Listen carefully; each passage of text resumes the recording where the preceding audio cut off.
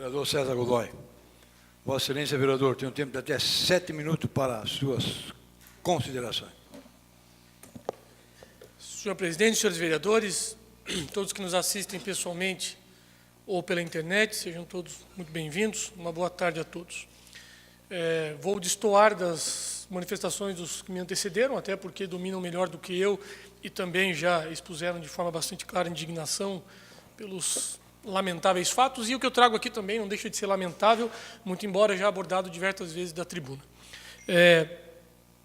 Como disse, já abordei bastante vezes da tribuna, o vereador Fernando Malon também já o fez em outras oportunidades, e eu trago esse assunto à tribuna porque amanhã nós teremos um ato que vai redundar num passo significativo para a resolução de uma situação. Ao longo dos últimos 5 anos, tanto eu como o vereador Fernando Malon, repito, trouxemos aqui na tribuna a nossa indignação com a atuação de uma representante do Ministério Público, a doutora Elaine Rita Auerbach, porque ela sistematicamente ingressava com ações judiciais contra mim e contra o vereador Fernando Malon. Foram, nesse tempo que ela ficou em São Bento do Sul, 10 ações contra o vereador Fernando Malon e 7 ações e procedimentos contra mim. Falo pelo vereador Fernando Malon, até porque ele já disse isso aqui, nós dois não temos absolutamente nada contra investigações policiais, investigações do Ministério Público, contra demandas judiciais, absolutamente nada contra isso. No entanto, nós deixamos claro aqui por anos que as motivações que levavam a doutora promotora nas ações eram politiqueiras. Isso sempre foi dito aqui.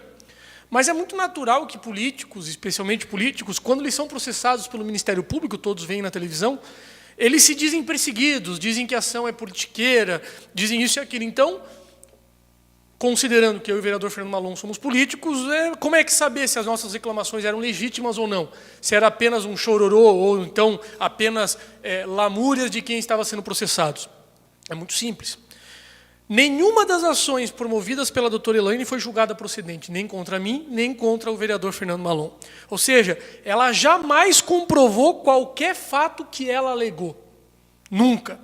E, inclusive, em alguma dessas ações que ela perdeu, ela foi condenada pelo Poder Judiciário em litigância de má-fé, que é uma penalidade aplicada para quem altera a verdade dos fatos para usar do processo para conseguir algo ilegal. Ela foi condenada por má-fé. Isso é raríssimo de se ver. Ministério Público sendo processado, condenado por litigância de má-fé. E cansados, eu e o vereador Fernando Malon, por ter que responder por tantos processos injustos, 17 no total, e também por transitarmos com frequência no fórum, dado que somos advogados, nós então percebemos que o irmão da promotora, estudante de Direito, estava sempre nas dependências do fórum, estudante do 2º ou 3º ano, naquela época. Também recebemos reclamações de outros colegas advogados sobre a constante presença do irmão da promotora no fórum e, mais precisamente, no gabinete da promotora. Claro, o irmão, às vezes, vai lá visitar, vai conhecer, mas todo santo dia não dava. Foi então que eu elaborei um requerimento de informação pela Câmara de Vereadores, na condição de vereador, solicitando ao órgão do Ministério Público Estadual e também a ela a relação dos nomes dos funcionários e a que título o irmão dela frequentava tanto fórum. Veio a resposta e ela disse que o irmão dela exercia um cargo de estagiário voluntário do Ministério Público, e sendo irmão. O estágio, mesmo que voluntário, é regulamentado por lei, e o próprio Ministério Público tem uma resolução que proíbe o estágio voluntário sem os devidos requisitos.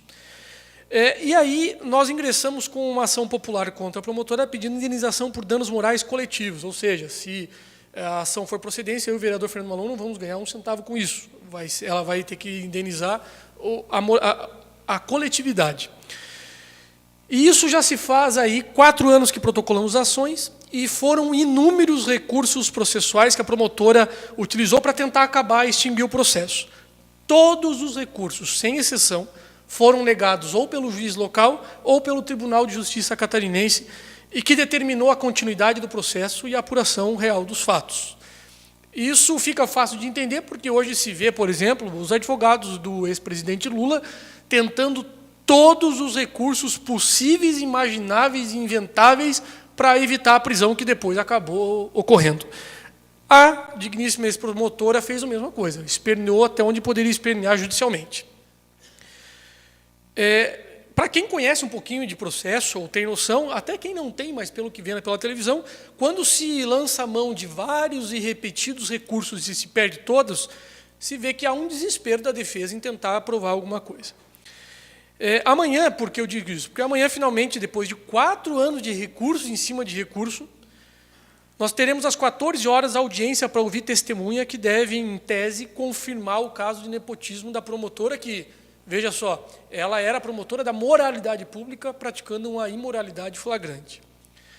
E ela, para resumir,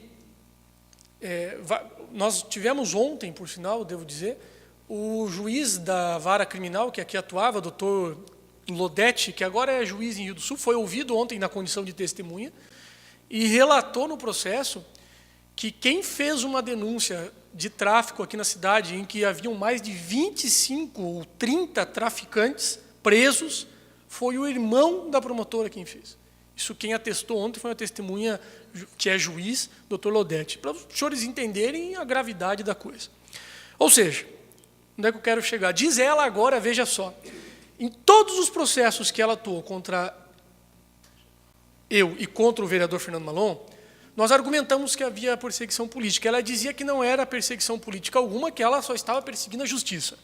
Agora vejam só os senhores que o principal argumento da promotora é que eu e o vereador Fernando Malon estamos perseguindo ela por ela exercer a função dela.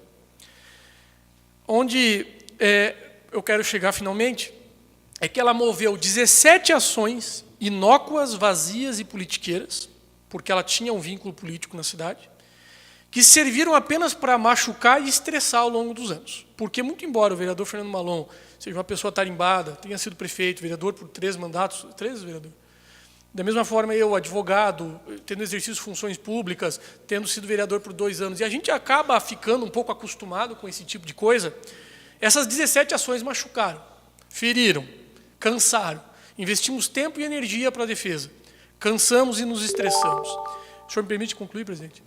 Pode concluir, por favor. Com 17 ações, tudo que ela conseguiu foi nos ferir e machucar.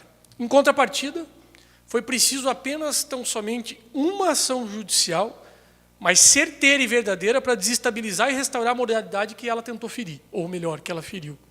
Sendo bem grosseiro e didático. Uma vez eu ouvi que quando se for bater em alguém, não no sentido literal, evidentemente, quando se for bater em alguém, bata com força suficiente para que o adversário caia e não levante. Porque se ele levanta, ele vai voltar com tudo. E eu e o vereador Fernando Malon levamos 17 socos fortes, mas não o suficiente para nos deixar cair. E depois que levantamos com toda a força. Deem o nome que quiser, mas nós estamos muito perto de restaurar a verdade.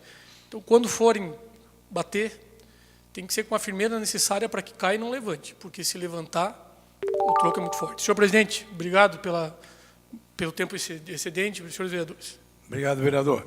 Próximo vereador, por favor.